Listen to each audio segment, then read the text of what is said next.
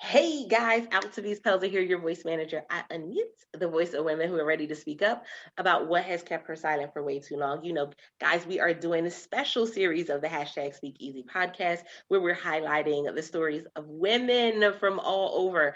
I am excited. Now, I know this is not an international thing, but we're having people on from all over because listen, it's our time. It's time for us to go back and celebrate women where you are in your city, in your state, all over the world. So I'm excited about some of the people that have come on, their stories.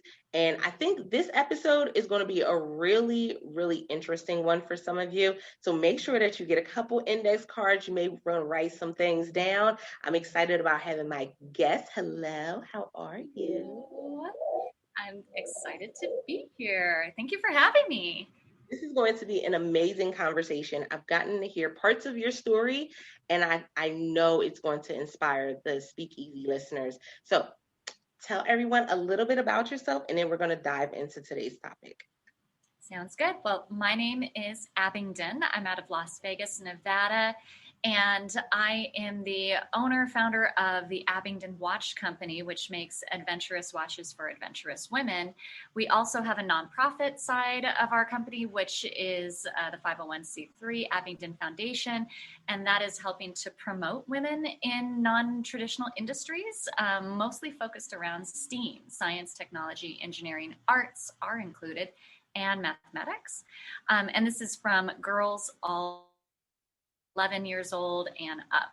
And then I think probably one of the things that you were most struck by when you heard about this was I'm also a pilot. And the way I started my company and my nonprofit was as the result of my learning how to fly in 2006. And I've flown 80 different types of airplanes up to the Airbus A321. It's probably the largest aircraft I've flown. And I ferry airplanes internationally, so I deliver them to folks that buy them. And then I also scuba dive, I race cars, I love to work with power tools. I mean, I am A-okay with dirt under the French tip fingernails, you know what I mean? I love it. So first of all, I didn't even hear about the racing cars piece. Like you held that one close to the heart. Wait a minute, really?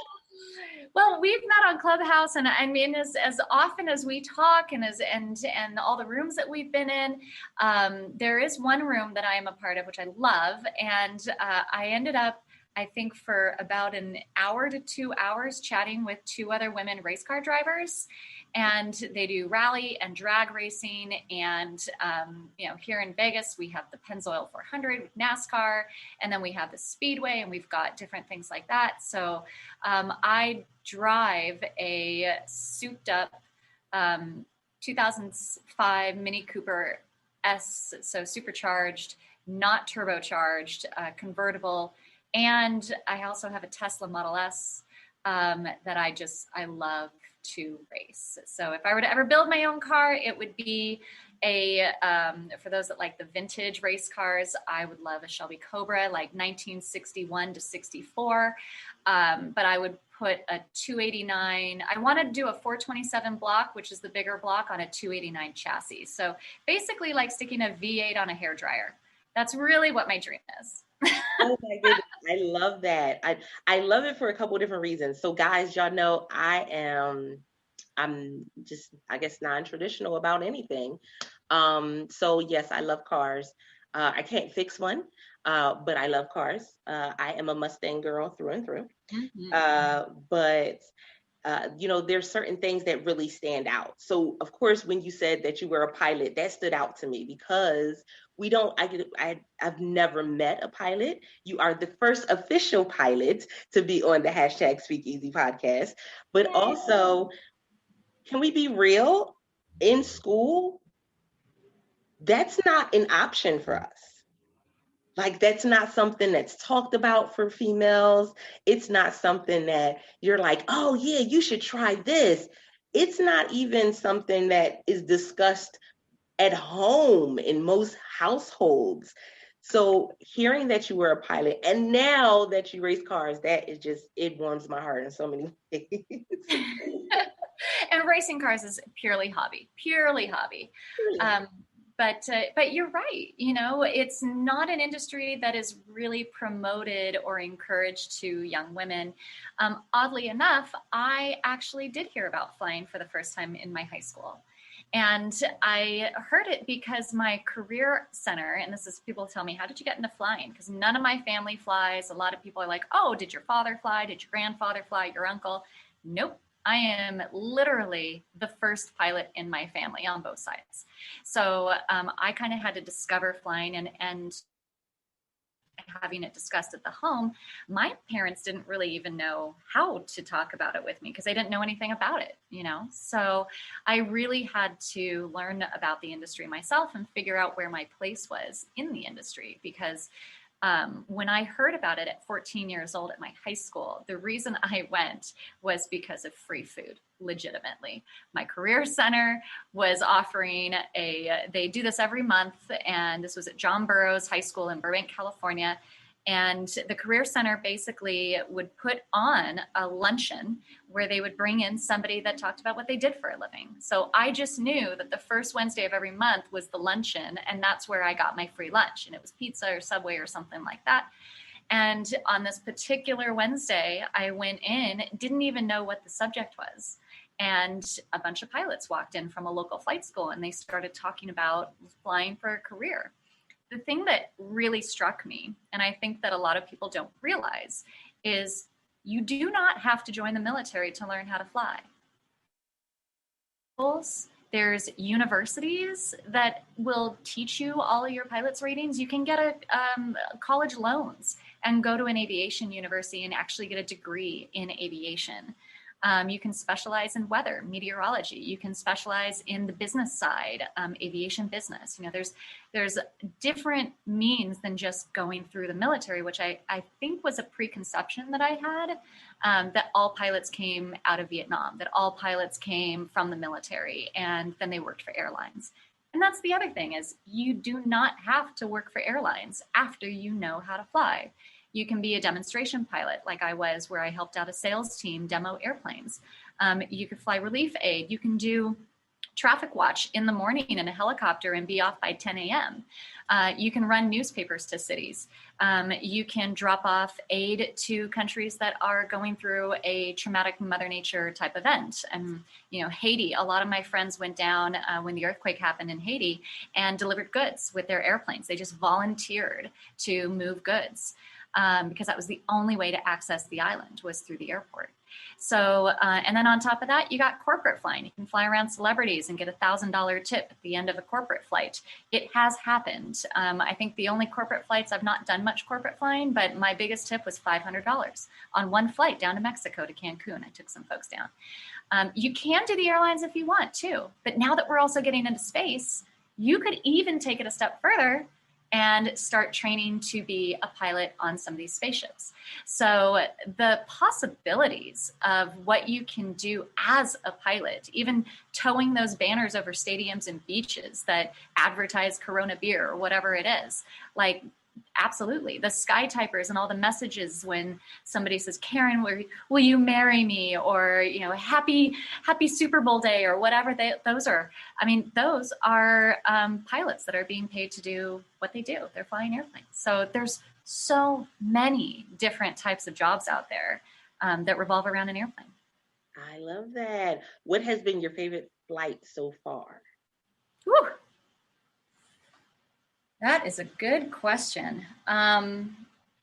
Probably one of my favorites. There's a few. I had like 4 popping in my head.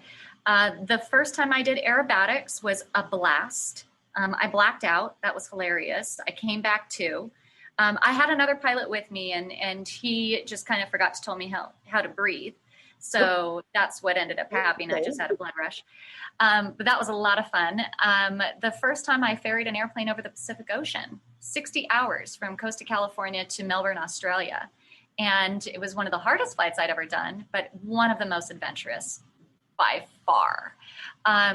Probably also the very first time I flew a vintage aircraft, a B-25. I helped out some friends. They had some maintenance issues with their B-25, and I helped them get the parts. And in exchange, they said, well, why don't you fly the airplane back with us? And I mean, this is a World War II bomber. Like, I was just like, you couldn't hear the person next to you. Like, I was sitting in the captain's seat. And I know it had to be loud. And it's so loud that you have to brief hand signals so that you know, like, begin the descent, continue the climb, turn to the left, turn to the right. You had to brief each other on the hand signals so that you could communicate with each other, even though you're only sitting less than 2 feet away from each other. So, I mean, there's been some gems. I flew for Discovery Channel's Flying Wild Alaska. I was on that TV show, and some of the flying up in Alaska was absolutely stunning. Oh, so, yeah. Amazing. Yeah. Oh my goodness. Don't ask me a big question like that. We'll be here all day. How do we go from flying and being a pilot and racing cars to watches? Like, how did we take that leap? They're so connected. Well, the flying and the racing cars, we obviously have a need for speed, as Maverick says in Top Gun. So yes, that is, those are two very connected industries. I find that a lot of pilots and a lot of race car drivers are one and the same. They have their pilot's license if they're racing cars, or they love fast cars if they're pilots. So there's a lot of crossover between those two industries. And I think that's what it is. I think it's just like a speedy thing. And for the watches, though, that was purely, and it's funny, I always get a laugh from this, but it was 100% selfish reasons that I started my company. And I was learning in 2006, when I got my pilot's license, I really, really wanted to treat myself as a graduation gift to get a nice aviation watch. And back in 2006, they didn't make anything for women. So I asked some of my girlfriends that also flew. I said, hey, I'm looking for a pilot's watch. I just got done with my private rating. I really want to, I've got the nice headset. I've got the good sunglasses. Now all I need to be a real pilot is a really good watch. And an aviation watch is a watch that can also do calculations in the event that you have an instrument failure. So you can actually figure out time, speed, distance, and everything on your watch. The problem is that I'm 5'6", 110 dripping wet, and there is no aviation watch back in 2006 that didn't look like a grandfather clock hanging off my wrist. So they're usually made big, brown, black, bulky, they've got Top Gun all over the place, and it's very oriented towards military. And here I am in a nice beige sweater with, an amber necklace, and I ain't going to be wearing something that's super big and bulky on my wrists. So that is where the aviation watch came from. That's when we started the first pilot's watch for women. I love that. Now, how many people come up to you and they look at your watch and say, oh, that's a nice watch. And then when they get a closer look, they're like, wait, what's going on with that? Daily. So it's a lot of fun. And, flattery is one of or imitation is one of the best. What is the saying? You know what I'm trying to say. Imitation is like the best form of flattery. Something like, yeah. So, yeah. And I get a lot of comments like, oh, it looks like a Breitling, or it looks like a Citizen, or it looks like this type of watch, or, oh, we saw these guys. And it's funny because the watches that they're referring to were built by these companies after I built mine.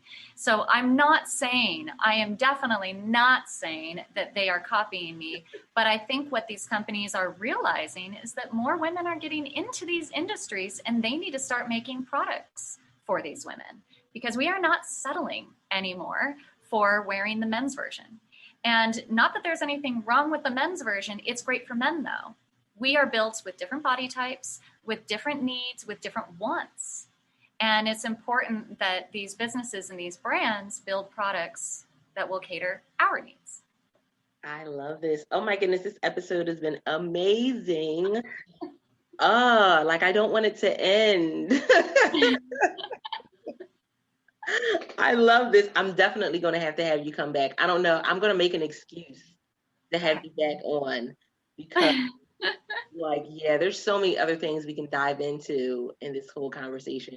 But before we go, I want to, speak to, um, a lot of times, especially when it comes to industries that are not uh, female friendly industries, that for the longest time, it wasn't something that, that they would welcome females in, or when females did get into those industries, it was like they went through such a hard time. How do you go through and say, I'm not going to allow your stigmas, I'm not going to allow your, whatever you thought this industry was supposed to look like, I'm not going to allow that to deter what my heart is telling me?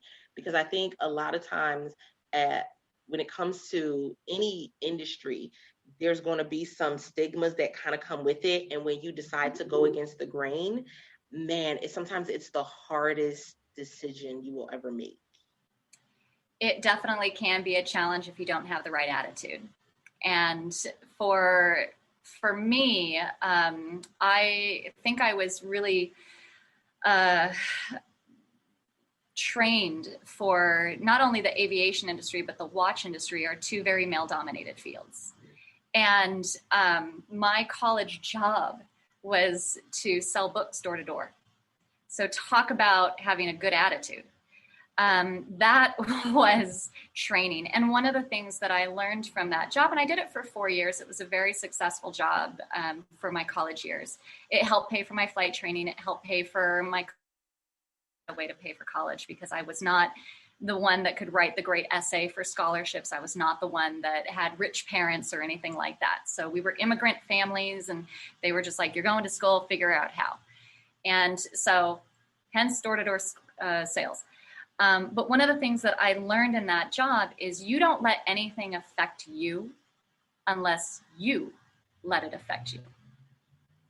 And I'll repeat that. You don't let anything affect you unless you let it affect you. And that's basically how I treat any pushback. I've been called a few names in the book that aren't, for public hearing. I've been misunderstood by bosses, by colleagues, by just people. They don't know why I'm not home. They don't know why it's not the husband. When I ferry airplanes to Asia, for example, the number one question is, how does your husband let you do this? And it's in that case, it's a cultural difference. But for me, it's water off a duck's back. I mean, this is better than any Netflix movie I could ever watch. This is better than any TV show I can get sucked into. Living in the life of the aviation industry has been a blessing. And for those that are the naysayers, or that have spread a rumor, or that have said something behind my back, or that have assumed something, it's water off a duck's back. I don't let it affect me, because I don't let it affect me. It's not me. It's them. Talk about a mic drop moment. This episode has been phenomenal. Guys, I want you to not only connect, but I want you to make sure that you go and support Abingdon. I want you to support fully. Like, I want you to, okay, don't stalk her. Right? Stranger danger. Don't stalk her. But I do want you to go and connect with her and support, because again, it's when we find out stories like these, when we show that support, that, man, we can change the lives of so many other people. We don't know who, some of you may be listening to this episode and your niece is with you, or your children are with you, and they're like, wow, I can be a pilot. Wow, I can make my own watches. Well, I can race cars. I know parents right now are like, no, but just the possibilities in life, there are, like, we put the cap on it. And when we decide that we're going to take that cap off, it makes such a huge difference. So I want you to let them know where they can find you at online, and how they can reach out to you if they're interested in, something that you're doing when it comes to the nonprofit side, or maybe they're like, you know what, I want to see how I can go and donate a watch, or, something. Oh, well, So you can find me everywhere. The one platform I can say you probably won't get a good reaction from me on is LinkedIn and TikTok. I'm on those platforms, but I'm just not checking them all the times. But for the nonprofit first, I would say check out abingdon-foundation.org. And Abingdon is spelled, I'll spell it to you like a pilot, Alpha, Bravo, India, November, Golf, Delta, Oscar, November. So abingdonfoundation.org. We just released an activity book, 96 pages. It's called Brilliant. It's built for girls 5 years old and above. It's color. This all just came out on Amazon literally last Friday. So if you go to Amazon and you search Brilliant and Abingdon, you're going to find the book. It's $9.99. That will benefit the foundation 100%. And then we're going to try and come out with more activity books because a lot of kids are being homeschooled right now. A lot of kids are learning out of the home, and their parents are kind of struggling because they've never done this before. Teachers are struggling because they don't know how to do classes on Zoom. And it's something that creates a fun edutainment for girls and exposes them to STEAM. So definitely check that out on Amazon. Check out our foundation's website. It's built to be people can make postings about free giveaways, looking for volunteers, advertising their organization, scholarships, jobs, anything related to STEAM oriented towards girls. So definitely check out abingdonfoundation.org. And then, of course, for the watches, the Abingdon Co., or just do a Google of Abingdon Watches. You'll find us up there. We've been around for 14 years. We have over 10,000 customers worldwide, and all of our watches are designed by women for women. They are child-proof. We've had a customer lose her watch, found it in her 3-year-old's playpen. Her 3-year-old had taken the watch off of the table, had been chewing on it and playing on it, and when she finally found it, he took it and just chucked it and it hit the wall and dropped down full of slobber. And she picked it up. She was petrified. And she wrote us an email. She said, I just had to rinse it off and I put it back on my wrist and it was fine. So these are virtually indestructible watches. And you can check those out on Abingdon Watches. We're on Instagram, Facebook, Clubhouse, you name it, we're there. I love it. Guys, this is why we bring these conversations to you, is because we're changing the status quo when it comes to entrepreneurship. We're changing the status quo when it comes to what women are doing around the world. And I absolutely love every bit of it. Guys, guess what, though? We do it for you, because without the SpeakEasy Podcast listeners, there is no SpeakEasy Podcast. So make sure that you let us know how this particular episode resonated with you by going and leaving us a review on your favorite podcasting platform. Or you can come join the conversation, bit.ly/World Voice Community. We would love to hear how this episode resonated with you. Are you someone that you secretly have been thinking about racing cars or flying planes? There are so many options out there for you. Guess what? Now is the time. You don't have to wait. Now is the time for you to move forward. With that being said, I appreciate you guys. It is all about the excellence of doing great things. And with that being said, until next time, don't forget to press it out. See ya.